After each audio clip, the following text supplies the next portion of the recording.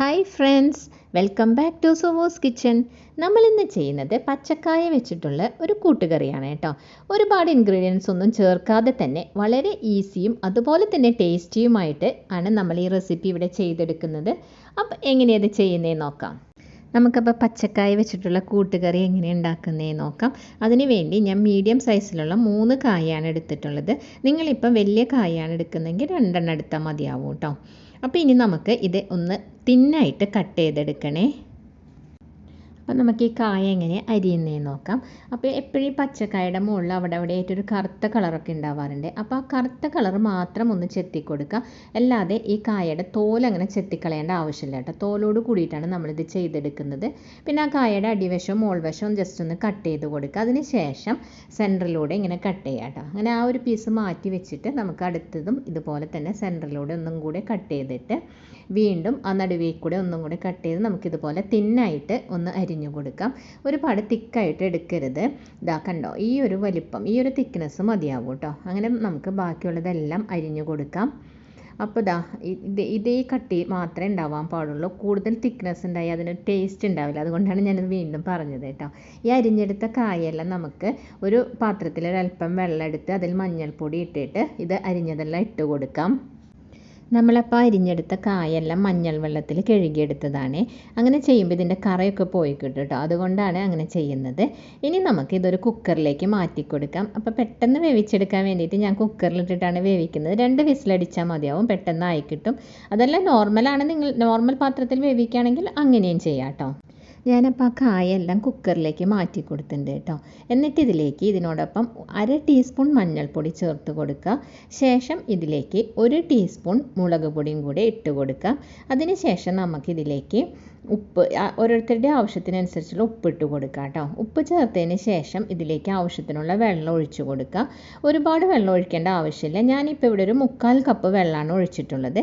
എന്നിട്ട് നമുക്കിത് വേവിച്ചെടുക്കാം കേട്ടോ. ഇപ്പോൾ നമ്മളുടെ കായൊക്കെ കുക്കറിൽ 2 വിസിലടിച്ച് നന്നായിട്ട് വെന്ത് വന്നിട്ടുണ്ട്. അപ്പോൾ ഇനി നമുക്ക് അടുത്തതായിട്ട് ഒരു പാൻ അടുപ്പിൽ വെച്ച് അതിലേക്ക് ഞാനിപ്പോൾ 2 ടേബിൾ സ്പൂൺ വെളിച്ചെണ്ണയാണ് ഒഴിച്ചു കൊടുത്തിട്ടുള്ളത്. വെളിച്ചെണ്ണ ചൂടായി വന്നപ്പോൾ ഇതിലേക്ക് 1 ടീസ്പൂൺ കടുക് ഇട്ട് കൊടുത്തിട്ടുണ്ട്. കടുക് പൊട്ടി വന്നപ്പോൾ 3/4 ടീസ്പൂൺ ജീരകം, ക്യുമിൻ സീഡ് ഉണ്ടല്ലോ, അതാണ്, നല്ല ജീരകം ഇട്ട് കൊടുത്തിട്ടുണ്ട്. അതും കൂടി പൊട്ടി വന്നപ്പോൾ ഒരു 2-3 വറ്റൽമുളക് ഒന്ന് കട്ട് ചെയ്തിട്ട് കൊടുക്കാം. പിന്നെ ചേർക്കുന്നത് വേപ്പിലയാണ്. വേപ്പിലയും കൂടെ ചേർത്ത് ഒന്ന് മിക്സ് ചെയ്തതിന് ശേഷം നമുക്ക് ഒരു 5 ചെറിയ ഉള്ളി വട്ടത്തിൽ അരിഞ്ഞിട്ടാണ് ഇട്ടിട്ടുള്ളത്. അതും കൂടി ഇതിൻ്റെ കൂടി ഇട്ടിട്ട് ഒന്ന് മൂപ്പിച്ചെടുക്കണേ. ജസ്റ്റ് ഒരു ബ്രൗണിഷ് കളറിലേക്ക് ആവുന്നത് വരയ്ക്ക് മൂപ്പിച്ചാൽ മതി. ഒരുപാടങ്ങ് മൂത്ത് പോകണ്ട. ഈ ഒരു പാകം മതിയാവും കേട്ടോ. ഇതൊരു കറക്റ്റ് പാകമാണ്. ഇനി നമുക്കിതിലേക്ക് ചേർക്കാനുള്ളത് തേങ്ങ ചെരുകിയതാണ്.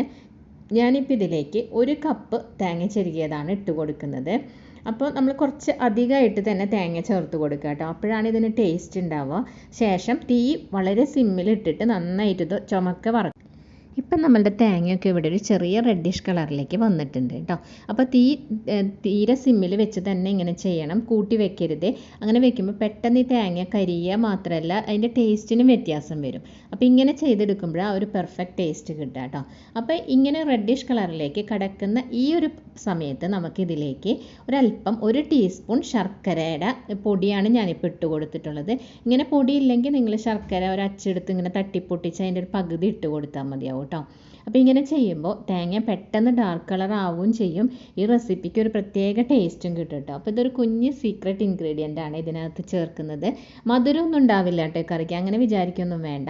അപ്പോൾ നിങ്ങൾ ഇങ്ങനെ ചേർത്ത് ചെയ്ത് കഴിഞ്ഞാൽ ഈ തേങ്ങ പെട്ടെന്ന് തന്നെ ഡാർക്കായി കിട്ടുകയും ചെയ്യും കേട്ടോ. ഇപ്പോൾ ശർക്കരയുടെ പൊടി ചേർത്ത് കൊടുത്തപ്പോൾ നമ്മളുടെ തേങ്ങ ഇപ്പോൾ പെട്ടെന്ന് തന്നെ നല്ലൊരു ഡാർക്ക് കളറിലേക്ക് വന്നിട്ടുണ്ട് കേട്ടോ. ഈ ഒരു പാകത്തിൽ നമുക്ക് വേവിച്ച് വെച്ച കായ ഉണ്ടല്ലോ അത് അതിലേക്ക് ഇട്ട് കൊടുത്ത് നന്നായിട്ട് അങ്ങ് മിക്സ് ചെയ്ത് കൊടുക്കുക കേട്ടോ. നന്നായിട്ട് തന്നെ മിക്സ് ചെയ്ത് കൊടുക്കണേ. അപ്പോൾ ഇത്രയേ ഉള്ളൂ. നല്ല ഈസി അല്ലേ ചെയ്യാനായിട്ട്. വളരെ ഡിഫറെൻ്റ് ആയിട്ടുള്ളൊരു ടേസ്റ്റാണ് കേട്ടോ. അപ്പോൾ സദ്യയുടെയൊക്കെ റെസിപ്പിയൊക്കെ ഉണ്ടാക്കുമ്പോൾ നമുക്കൊരു സൈഡ് ഡിഷായിട്ട് ചെയ്തെടുക്കാവുന്ന ഒരു ഡിഫറെൻറ്റ് ടേസ്റ്റോട് കൂടിയിട്ടുള്ളൊരു കൂട്ടുകറിയാണിത്. അപ്പോൾ ഞാനിതൊന്ന് സെർവിങ് ബൗളിലേക്ക് മാറ്റി കാണിച്ചു തരാം. അപ്പം ഞാനിതെല്ലാം സെർവിങ് ബൗളിലേക്ക് മാറ്റി കൊടുത്തിട്ടുണ്ട്. നോക്കൂ, നമുക്ക് നല്ല പെർഫെക്റ്റ് സ്ട്രക്ചറും അതിൻ്റെ ആ കളറും എല്ലാം പെർഫെക്റ്റ് ആയി തന്നെ നമുക്ക് കിട്ടിയിട്ടുണ്ട് കേട്ടോ. അപ്പോൾ അത്ര വലിയ ബുദ്ധിമുട്ടൊന്നുമില്ല, ഒരുപാട് ഇൻഗ്രീഡിയൻസിൻ്റെ ആവശ്യമൊന്നുമില്ല, പെട്ടെന്ന് തന്നെ തയ്യാറാക്കാവുന്നതാണ് കേട്ടോ. വളരെ ഒരു ഡിഫറെൻറ്റ് ടേസ്റ്റും കൂടിയാണ്. അപ്പോൾ നിങ്ങൾ ഇതുവരെ ഇത് ട്രൈ ചെയ്ത് നോക്കിയിട്ടില്ലെങ്കിൽ തീർച്ചയായും ഒന്ന് ട്രൈ ചെയ്ത് നോക്കി അഭിപ്രായങ്ങൾ കമൻറ്റ് ചെയ്യാനും ഇഷ്ടപ്പെട്ടാൽ ലൈക്ക് ചെയ്യാനും സബ്സ്ക്രൈബ് ചെയ്യാനും മറക്കരുത് കേട്ടോ.